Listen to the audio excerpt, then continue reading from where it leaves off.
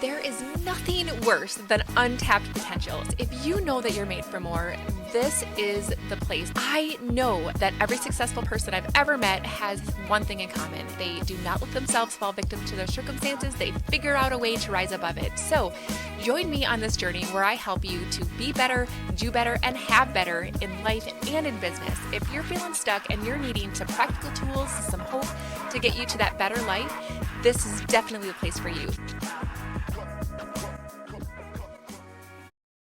Hello, everyone. Welcome to the Unstuck Podcast. I'm your host, lachellewieme, and today we get a chance to chat with Marjorie Aunos, who is a psychologist and author and has an amazing, amazing story that inspired me, and I cannot wait for you guys to get to hear from her, connect with her, learn from her, and just adore her like I have. So, Marjorie, thank you so much for showing up today in the Unstuck Podcast. Thank you so much for having me. I'm super excited about being here today. Me too. So I would love for you to tell us a little bit more about who you are, Marjorie, and how you're serving people in the world today. Yeah. So like you said, I'm a psychologist and an author. My first book is going to be published in a few months. Yeah, I mean, you know, my story is an interesting one. I've always been sort of an advocate for parents who have an intellectual disability themselves. And 15 years into my career, I had a car accident and my son was 16 months old. I was his only parent. And in that accident, I became paraplegic. And so all of a sudden, my sort of personal life clashed with my professional life, where I was now also a parent with a disability. And I had to sort of figure it out and how I could sort of continue to raise my son, continue to model and share, you know, values that I want him to have and those abilities to be resilient in life. So tell me about the population of people that you serve. Typically, who are the kind of clients that you work with? Yeah. So usually my clients are, so they're parents. And they have an intellectual disability. So they might have some learning difficulties. They might have some difficulties, you know, sort of understanding or budgeting or money, financial. They might be sometimes more vulnerable to sort of like scams and different things. But they're parent and they love their kids and they want to do, you know, what's best for them.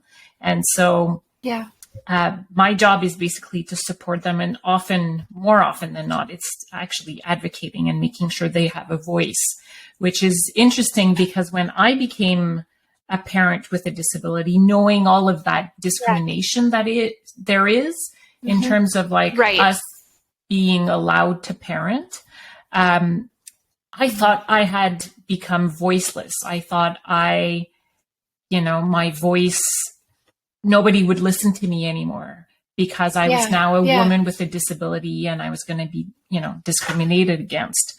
And that's when I discovered storytelling, and that changed my whole life and my whole like outlook in terms of like what I could do. And it made me realize that my voice actually was stronger to talk about, you know, parenting with a disability. Because I was now sort of coming from, you know, the research, the clinical side, but also from the lived experience, which was very powerful. Absolutely. And this is a line of work that you were in prior to your accident. That's right. Yeah. So for you to take on this is something that I wanted to highlight, because you guys, I think that sometimes we put other people, experts, up on a pedestal. And I think that sometimes we can put ourselves into this unwarranted, really high level of expectation as well. And so at least this has happened to me where I've gotten really stuck in my head. And even though I knew all of the things, I've had the conversations, I've read the books, I've listened to the podcast, I couldn't get myself unstuck. And so I just got to ask you, with you having all the tools that you had going into your life and in your brain when this happened, was it easy for you to come out of it, or did you also struggle? Oh my God, I struggled. So my accident happened 10 years ago. And I have to say that it's only in the last year that I felt stronger. which means that, out of a decade, there was 9 years of like really tough times, especially in the last 5 years. I had major depression, delayed post-trauma, severe anxiety. COVID obviously didn't help because it sort of added all of that. Yeah. And I was like, I'm a psychologist. I'm supposed to, like, that's what I do for a living. How is it that I am struggling when I know everything? And I couldn't like wrap my head around that. And actually it made me feel even worse because I was sort of like disappointed in myself for not understanding, for not being able to apply the tools that I would sort of suggest to people. Yes. And then I found out about this field in psychology called positive psychology, which is not something that existed when I did my studies originally. And I thought it was a bit woohoo, like positive psychology. What is this, And I started reading about it and I started listening, and I found out all the science behind it, and I found out the science behind character strength. So those are like 24 character strength that all human beings have. And, the science was done all across the world, different religions, different values, different cultures. So it's really sort of like those that are common to all of us. And that with those character strength, basically they're available to you at any point. And when I realized that, and with storytelling, I then realized that I could re-narrate my stories, my lived experiences, what happened to me, and not from a stance of sort of like, oh, it happened to me, poor me, woohoo, but rather, look, I did things to survive. I did things to make sure that I was going to live. So if I take you back to the time, right before the impact with my accident, I knew I was going to die, and I was okay with it. My son was healthy, beautiful. My family loved him. So I thought, oh, he's going to be like wonderful.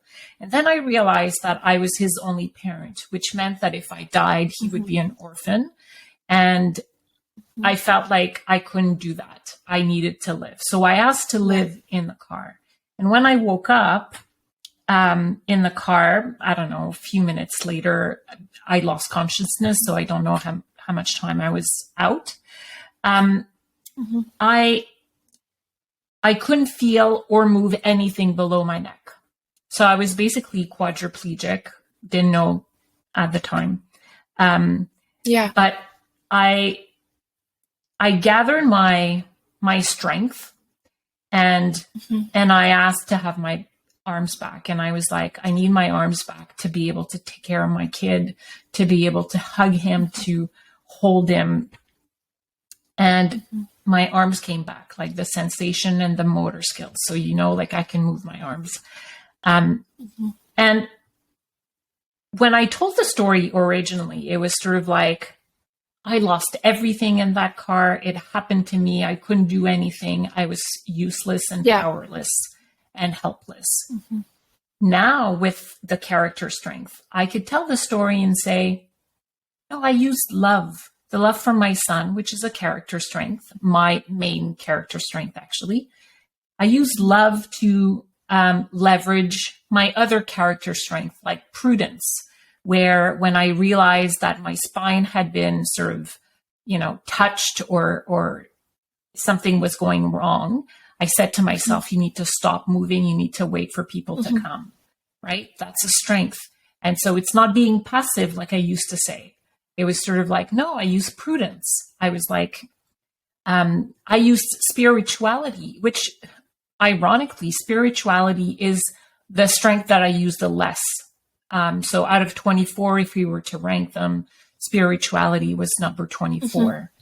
Yet in that car, in that moment, I was able to tap into that strength and sort of like find a way to, wait for people to be there and sort of save me in a way. So all of this taught me that even when you don't use a strength, it's always there and available in any moment when you need it. And that felt very powerful for me. And so I went from hopeless and helpless to being sort of in charge and knowing that I can make choices in my life based on the character strength that I have, that we all have. And that was life-changing because it helped me reframe all the stories that I had been telling for 9 years about how like horrible my life was. And all of a sudden it was like, no, it's 9 years that I would have probably never had, that I now had, all those memories that I was able to impact my son and raise him and see him grow up. And so it was very, a big shift for me. That's amazing. And I think that that's so powerful, Marjorie, because when we have conversations like this in the Unstuck podcast, I want us to have this emotional connection to one another. And I love the fact that you said that all of us have these character strengths. So it allows us to have compassion for people in our lives because we all have varying degrees of the same characteristics. So that's one thing I wanted to point out from what you said. But I also wanted to just say that the reason that we all are brought together here on the Unstuck podcast is because we are choosing to rise above our circumstances to get the results that we desire. And I want to bring people together that will give us hope and practical solutions. And what you did is just gave us hope in your story, that even if you've been someone who did have something bad, traumatic, even if it wasn't traumatic in your brain as opposed to what somebody else went through, it was still traumatic to you. And you're down on yourself because you can't quite get yourself out of where you are. Having patience and compassion for yourself and having the hope that you can figure it out can get you to the point that even if it's 9 years later, you had a life-changing aha moment that allowed you to reframe what you had perceived have happened to you. And that was one of the things that I thought was really interesting, kind of an aha for me lately, is that our experiences are just, the things that happen to us are just things that happen to us. It's our perception of what happened that is basically what brings it into the memory. It's the perception of what happened to us. We have the power to change our experiences because we can change the perception and the perspective around what happened. And that's what you did, even if it wasn't right away. And I love that because you make us feel normal. You make us feel empowered. You give us hope. And I thank you for that. So you guys, what I would love to do next is talk to Marjorie about these 24 character strengths and the storytelling that she brought into her life that has allowed her to be an advocate for herself, to be an advocate for other people, and to really give us all continued hope and practical solutions to get from where we are to where we want to be. But first, I want to tell you about something that I have going on. It is something that I've been working on. I am so stinking excited about it that I cannot wait to share it with you. So I'm going to bring you into that really cool, amazing thing, and then I'm going to bring you on back, and we're going to talk to Marjorie in just a moment.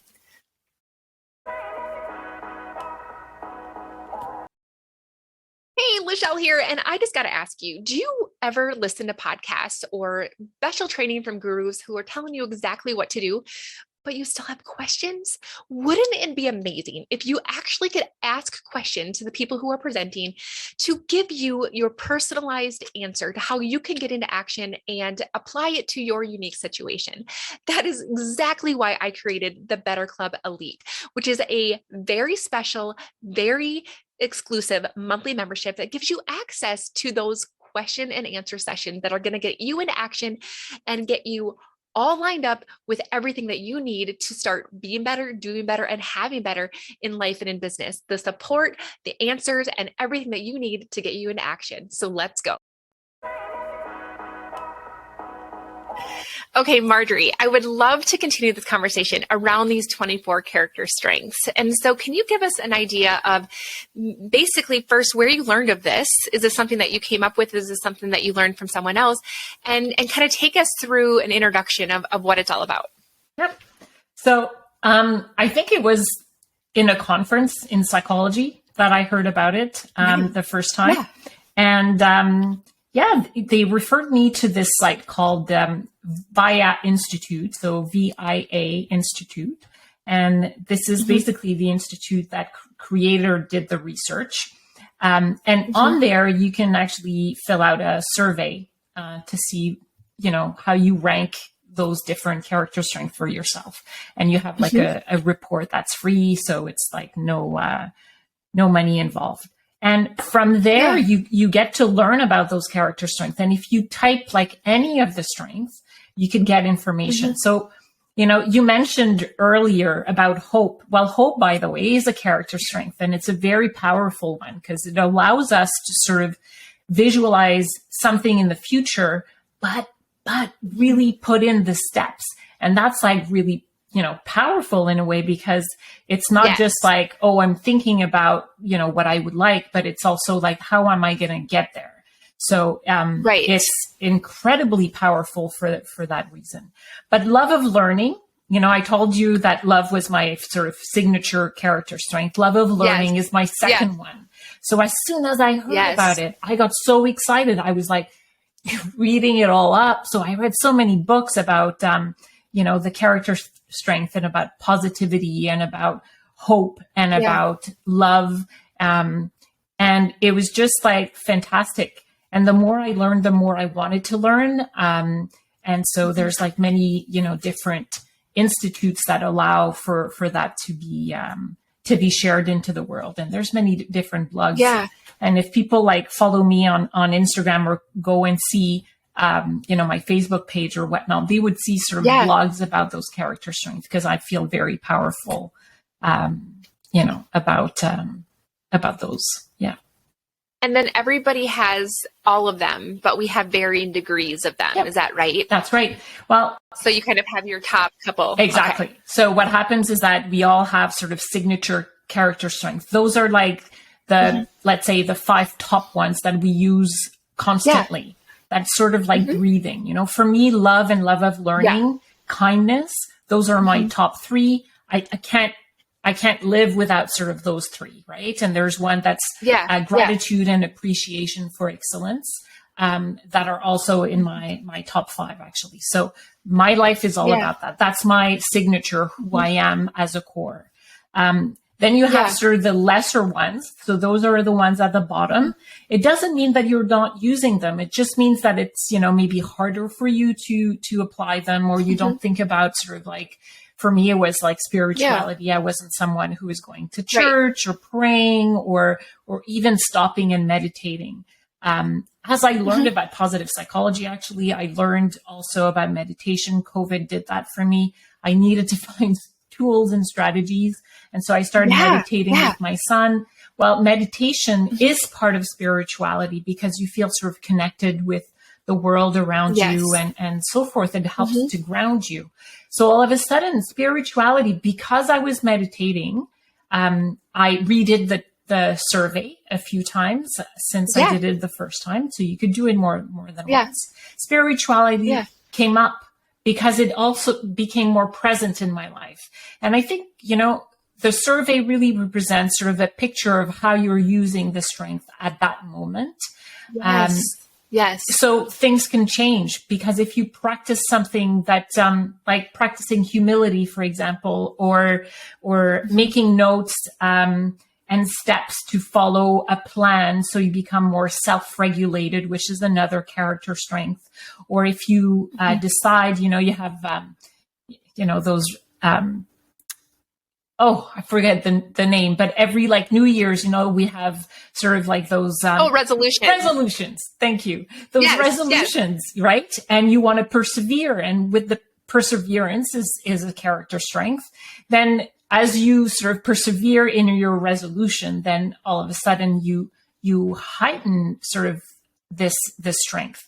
So it's really about that. There's not one that's better than the other. I think all of them is sort of like useful in their own way for different circumstances and for different people as well. So, and one of the things that I just loved what you said is that you discovered that in, the accident, you felt like the victim of the circumstance, but when you realize that you have this toolkit of superpowers, basically, that's exactly that you can call upon and use and develop, just like you just mentioned, it gives you this power back, right? And so when we can recognize that we're not completely helpless, that we have these innate tools within us, it's just a matter of whether or not we're going to use them. Mm-hmm.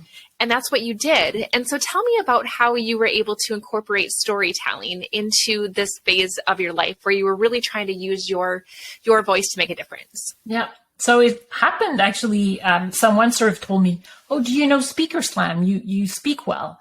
And I was like, I don't know what that is. And Speaker Slam is a international inspirational speaking competition.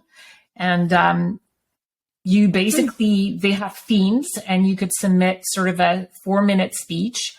And then they're, top 10 are selected and then they're judged with judges and there's prizes.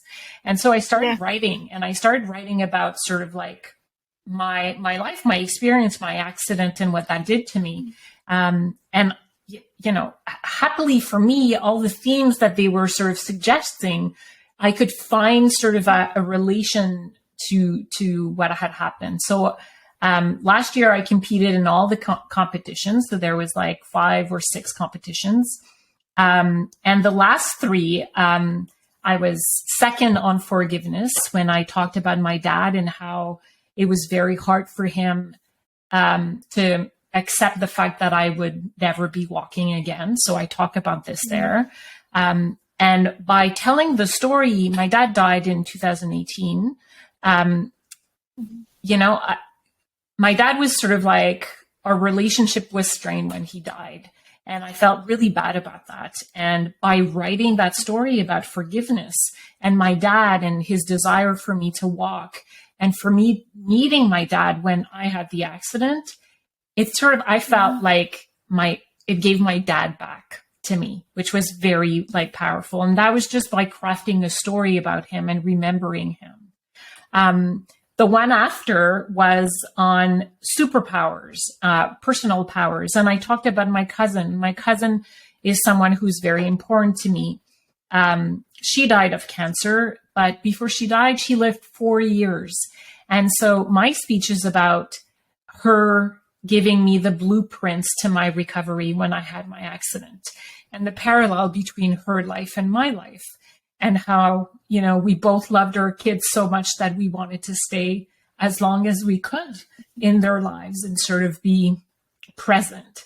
And that was like a super, super gift to talk about this and to share this with people, where it's sort of like, we have to pay attention to the moments that we have right now and learn to savor it. And that's what my cousin taught me. And that's her legacy. And, with that speech, not only did I, was I able to share that story, that precious gift that she gave me, but I won first place, which was very exciting for me to sort of like see how stories could be recognized that way. And with those, it led me to the Grand Slam. Basically, all the best, the top 2 of each competitions were competing on it. And this time the theme was rebirth. And in rebirth, I talked about re-narrating your stories. How when you see that you're not necessarily just the hero in your story, but that you are the narrator, and that the narrator has all the power, because the narrator is telling the story, from a wider view. And with that, it sort of allows us, to have a perspective that's bigger than just like what's happening at that moment. Maybe what I could do, instead of sort of saying, I lost my legs in that car accident, which I did, I can't change that, right? But I could tell a different story by saying, but that gave me a voice, and that gave me, and even if it took 9 years, it took me 9 years, but that means that my voice is so much more powerful because I have 9 years of experience of what it is to like be in the dirt, cry, have like incontinence, be sick on a regular basis, struggle with everything, with mental health issues.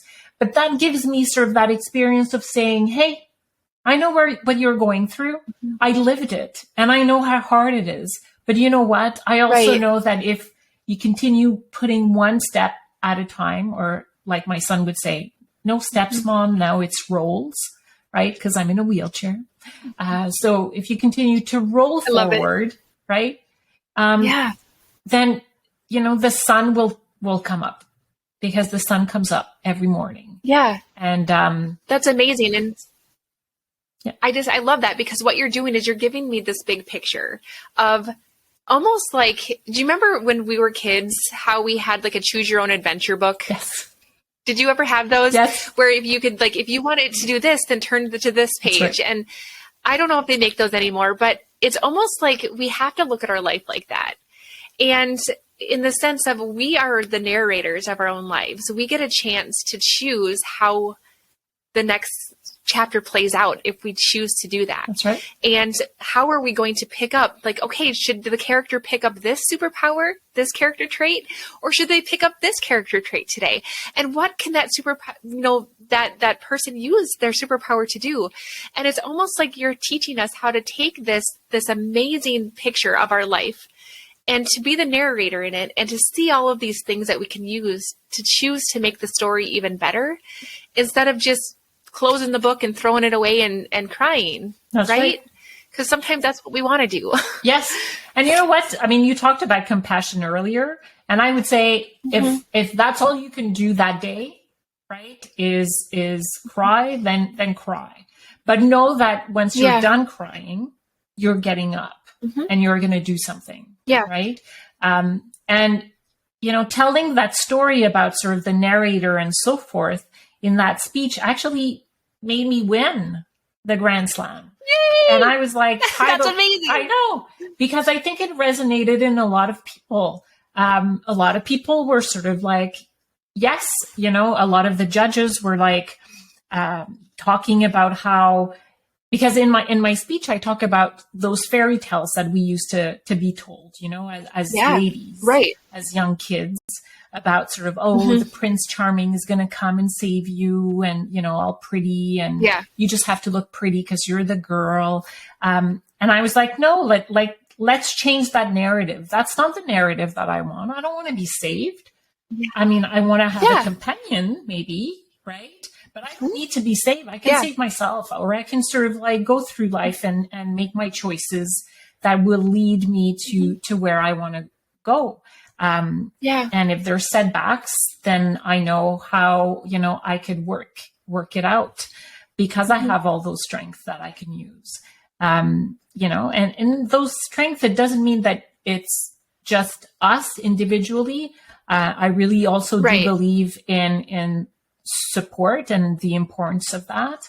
Certainly, there are so many tough times during those 9 years where I needed my friends to be there. I needed someone to just hold my hand, or just hold me and say, tomorrow will be better. Because when we have that, we feel stronger. Yes. But it's still, sort of us being or making those choices, really. And I love that, because, again, like bringing back to the storytelling analogy, imagine reading a book, you guys, and there was one character. Like, how boring would that book be, right? But you get a chance to write the narrative of your life where you're the main character, but how amazing is it to bring in all of these amazing people alongside of you and allow them to help you and allow them to teach you things and make your life so much richer. And so I think that that's something I've struggled with. I broke my foot when I was pregnant, really struggled to allow help. And I had to learn in that moment that I had to be able to accept help and to be dependent upon other people. And it taught me the lesson. And so it's just one tiny little fraction of a time that I spent, living in your shoes, in the sense that I wasn't independent. I couldn't walk. And I had to take that in and learn, and it brought me into a richer place that I wouldn't have otherwise done. So I think that you've taught me so much in this short period of time, and helped me to see things in a different way. Marjorie, what other advice would you have to somebody who is listening to this right now and they are just feeling like you know what, maybe life gave them a circumstance that they just didn't want, or maybe life is just tough right now, what would you tell them? I think the first thing that I would say is just breathe, be in the moment, you know, and I would tell them, you are stronger than you think. That's certainly what my accident taught me. I thought that after my accident, that was it. There was no way I could recover. And you know what? It's like 10 years and I'm here and I feel stronger than I've ever been in my life. So you're stronger than you think. And then I would say, and it's unfortunate because we've been hearing this so often in the last couple of years. So I hope it's not going to sort of like trigger people. But we talk about self-care, right? Or one of my inspirations is Randy Pausch. He wrote The Last Lecture. If people want to read a fabulous book, you have to go see that. And there's a lecture actually on YouTube. And he says, you know, put the oxygen masks first. You know, it's like when we're in a plane, we have to put it on first to be able to give. And that to me is an image that has always resonated for me, you know, that I have to take care of. Yeah. And that was really hard for me because I was all the time very all-encompassing type of mother, you know, like I wanted to be like first with Tama and always there. And my accident actually taught me that to be able to do the things with Tama, I needed to be able to take care of my body, which meant if I need to take more time in the morning to put on my pants to make sure there's no creases so that I don't have a sore, you know, because if I have a sore, then I'm in bed for like maybe 3 months. No joke, you know, like, so it was sort of like, look at the perspective. If I take care of my body, then I could be on a regular, you know, every day, be able to do my things. And so my son also had to respect that and to learn that mommy takes more time in the morning. So maybe I need to go see papi and mommy. And we were lucky because my parents live above our apartment. So they were able to sort of taking him in the morning. And I had to learn, just like you had to learn, that, you know, I was this independent woman who made a child on her own. And my accident taught me, well, you know what? There's interdependence. There's teamwork that is way much more valuable than independence. And so with teamwork, I learned to work with my parents to parent my child. And I had to learn to say to myself, you know what? It's a benefit for him.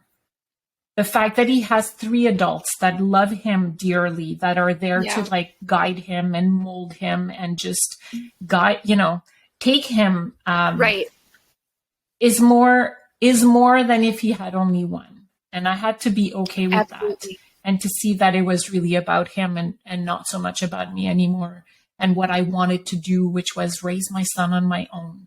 But it was sort of like what he needed and what was better for him. Wow, that's powerful. Thank you so much. And I want you to tell us before we wrap up what your book is about. Talk to us about your book. My book, I'm super excited. The title is called Mom on Wheels, obviously. Awesome. And it's really about sort of my story, how my story shaped my view of life. And so, you know, I talk a little bit about my accident at the beginning and sort of where I was at, but most of the book is about sort of all those life lessons that I've learned. And so I take little stories. So again, storytelling is in there. So each chapter starts with a story that's very personal to me, since my accident. And then from there, I tell people how I understand that story now in terms of like what the lessons it brought me. And I share that, and it's very, very powerful. I love that. I cannot wait to get my hands on that. And we're going to make sure, you guys, that you have access to all of the ways that you can connect with Marjorie in the show notes. So if you want to follow her on social media so that you can learn about the character traits that she mentioned, if you want to get access to the book that she talked about and any, other ways that you want to connect with her, we're going to make sure that you guys have an easy access to that because Marjorie, you're very inspiring. And congratulations on winning that competition. It sounds like it was a well-deserved award. And I'm so honored that you spent time with us today. And one thing I always ask my guests to do is to give the audience a question that they can ponder that's going to allow them to get from where they are to where they want to be. So what would you like our audience to think about that's going to move them forward? That's an awesome question, by the way.